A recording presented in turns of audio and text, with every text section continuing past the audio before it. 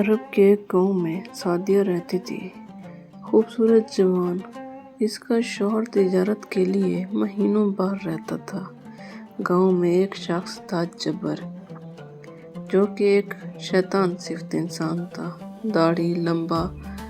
जब्बर रात को देर से आता। लोग कहते जिन्नात से इसका ताल्लुक है।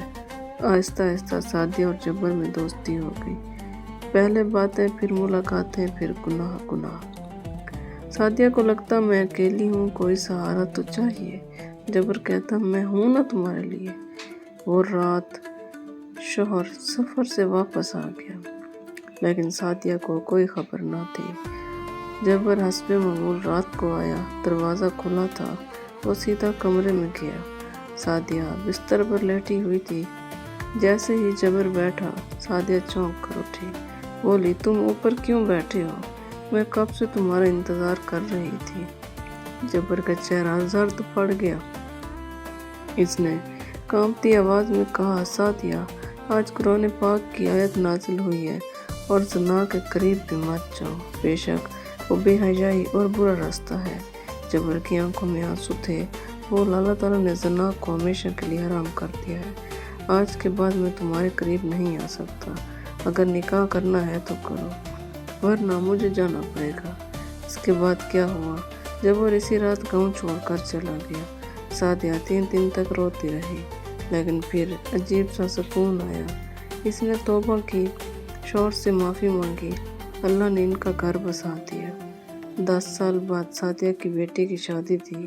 वहीं जब्बर आया, दाढ़ी, सफ़ेद चेहरे पर नूर ही नूर। इसने सादिया के शौहर के साथ हाथ मिलाया और कहा, बहन, अल्लाह ने मुझे भी बचा लिया था।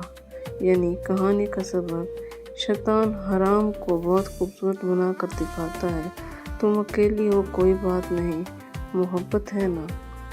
लेकिन जिस दिन अल्लाह का खौफ दिल में उतर जाए, हराम की सारी लज्जत ख़त्म हो जाती है।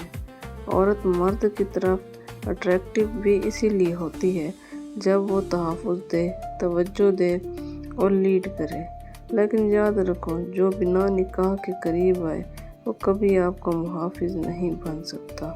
हलाल में ही बरकत है, हराम में सिर्फ पछतावा। कुरान बेशक अल्लाह तौबा करने वालों को सुकून पसंद करता है। जिन ने कहा आज से तुम हराम हो, फिर जो हुआ वो रुला दिया गया। औरत जिससे एक बार जुड़ जाए वो क्यों नहीं भूलती, क्योंकि वो उससे मोहब्बत करती है। इसीलिए वो रात को आता था। इस रात कुरान की एक आयत ने सब बदल के रख दिया। वीडियो अच्छी लगे तो सब्सक्राइब ज़रूर करें।